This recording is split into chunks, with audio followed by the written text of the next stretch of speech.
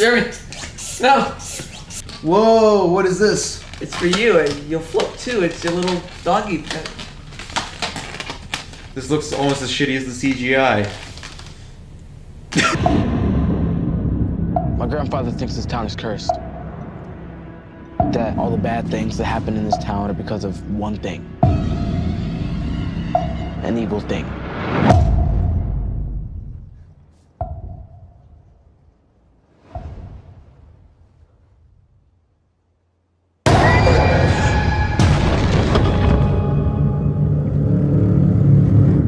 Bill, if you'll come with me, you'll float too.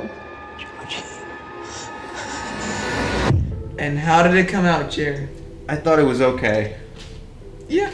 I just thought it was okay. It wasn't any worse or any better than what I thought it was going to be. Mm-hmm. If you were already sold on the trailers, you'll probably like the film. I myself thought it looked closer to the book. Yes. Trying to like remove itself from the popularization of the 1990s miniseries. It kind of lived up to the hype that everyone's given it, but at the same time, it like wasn't like as big and scary that the trailers made it think it would be.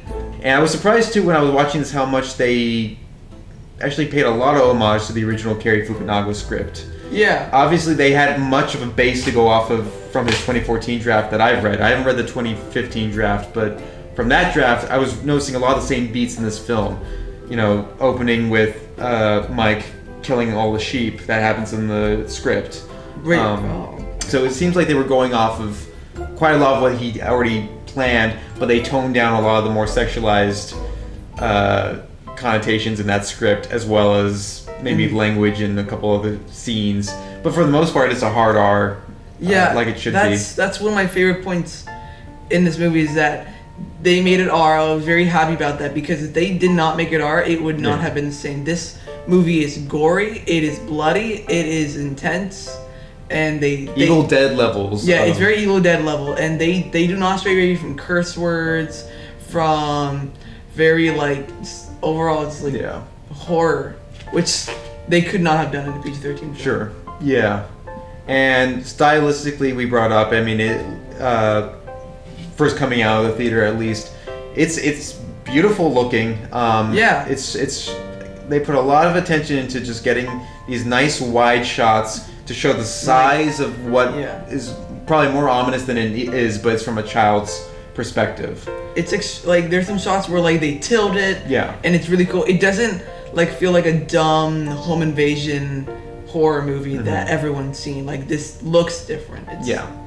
And it plays on the horrors of the kids, abuse, neglect, bullying, grief, just a bit of everything. And that's what I always kind of appreciated about the story and the characters. They're all trying to overcome their own separate obstacle, whether it be a domestic issue or like a lost one, or just little things, or fitting in as well. Being able to make friends, and that's what that ties them all together. Then is that they all have each other. Everybody else is just leaving them out in the dust. Yes. They have each other. Yes, Reese Witherspoon has all three of the men with her. They're all together. Yes, they're all together. Yes. This, of course, came out alongside Home Again, starring Reese Witherspoon. Her agent offered her the role of Pennywise, but she turned it down to make that film instead. Unfortunately, So I mean, honestly, she would have been great. She could have been great in this role. I think she already looks like a clown. I mean, she wears so much makeup. It's like, wow, you would have been great, like Oscar worthy almost. Yeah. This could have been another horror movie Oscar. Well, let's hope that she will reprise her role in some way, shape, or form as John Wayne Gacy. All the kids are great. Some don't have the best performances, but that's probably because they weren't written, or maybe they were kind of written out of the movie a lot. I think all their performances were fine and natural, but it wasn't. I mean, some characters have more screen time and exposure than others. Some are just kind of kicked to the side. One character, Stan, the Jewish character. Oh, yeah. He's to me, he's actually very pointless in the book. And I think even Stephen King could probably acknowledge this as well. He doesn't play as big of a heavy role. He has his own set of fears, and I'm sure that if they wanted to expand on those and take it in a new direction, they could, but they don't really. He's fine. All the kids are great, though. So you got Ben, you got Bill, you've got Beverly, you've got Richie, you've got Eddie, the whole gang here. Mike as well, I should add. Mike, the homeschool kid. Who was your favorite kid in this movie? Who was your favorite? They were all good. I enjoyed Richie quite a bit. I forget the name of the actor, but he was in Stranger Things. He also played Mike. His name is Finn. Wait, that's the name of the kid, the character. The character is Mike. Mike, so it's Finn. Stranger Things. His name's Finn then, he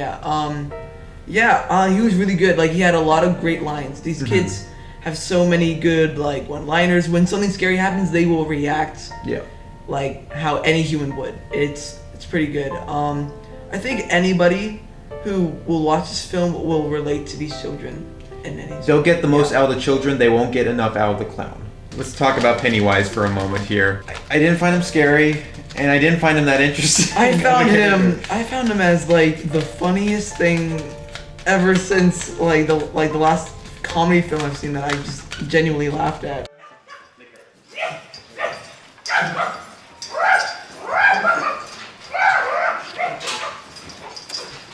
Yes. The clown is a bit of a farce in this, and I know I'm gonna get hate for that, but there's a thing called subtlety, people. They built him up so much in the beginning to be super scary, and then you kind of realize that he's never going to capture anyone except for the occasional person. It's like, all right, he's going to get really close in, it's going to be fun. Like, here's a missing poster. We don't really get to see him all too much, but they're gone. He squeals, shouts, has spasms, seizures, the works. Everything. He goes insane in this. He doesn't calm down for 1 minute. If there were more scenes focused on him taunting the kids, messing with their heads, even if they had to be little monologues here and there, that would have been a lot more creepier. Yeah. And say what you will about Tim Curry, his performance is just as laughable in many other ways. But he had personality. Skarsgård was great as Pennywise, and he's got big shoes to fill.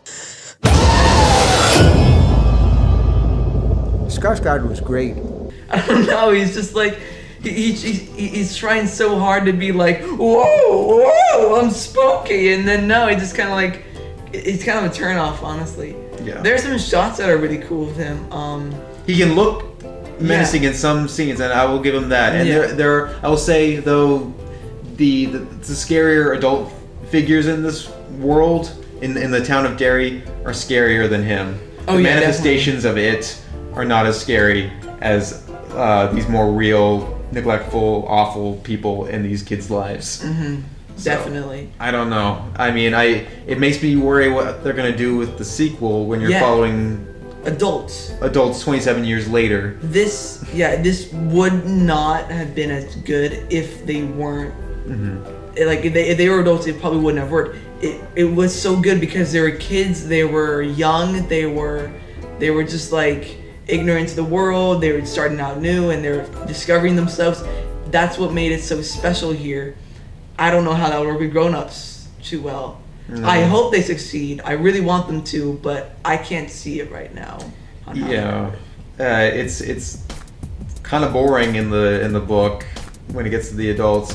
It's really boring in the TV miniseries, and I don't know how. They've got, those are the shoes they have to fill.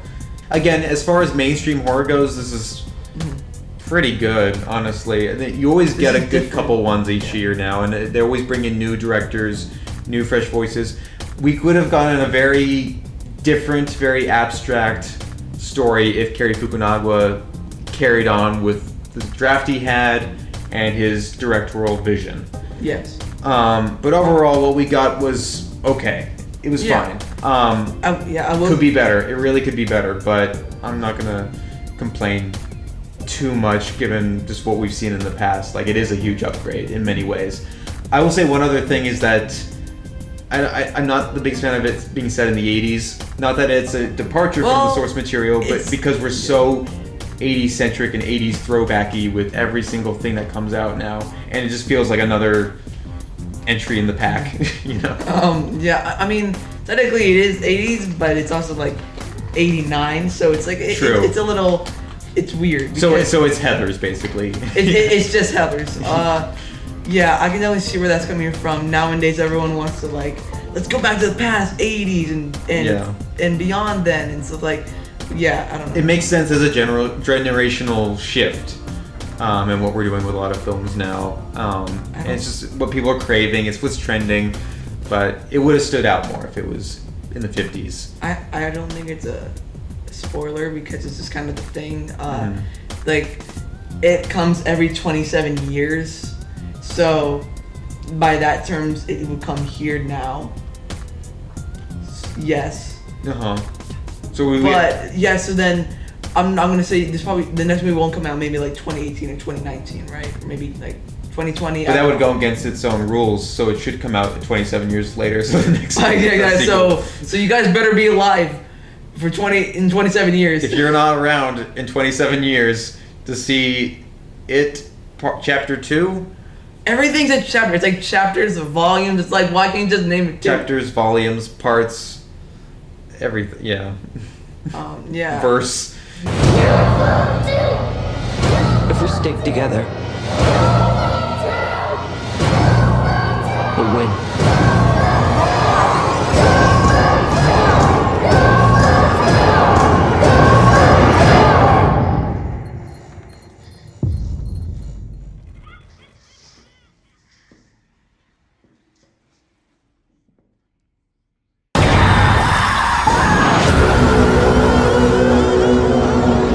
It's not an easy book to adapt, which is the case for a lot of King books. I would say for the second half, they try not to take everything he writes literally. Yeah. This movie did that really well, where it was not, and that's something you see with a lot of the TV movies, is that they take everything he does kind of word for word, and it doesn't translate well. Yeah. You saw that with the Langoliers. You see that with the Tommy Knockers, and it's just like scary, the little girl. Yeah. Yeah. But here, it tones itself back and makes it more grounded for what a film should allow. It's definitely worth the watch. It's definitely worth your money. I probably wouldn't buy it on Blu-ray or like buy it on a DVD or rent it off, but I would. Yeah, it was definitely like a good watch. And if you're not into horror, you can just always watch Home Again, which is or just Stay Home Again.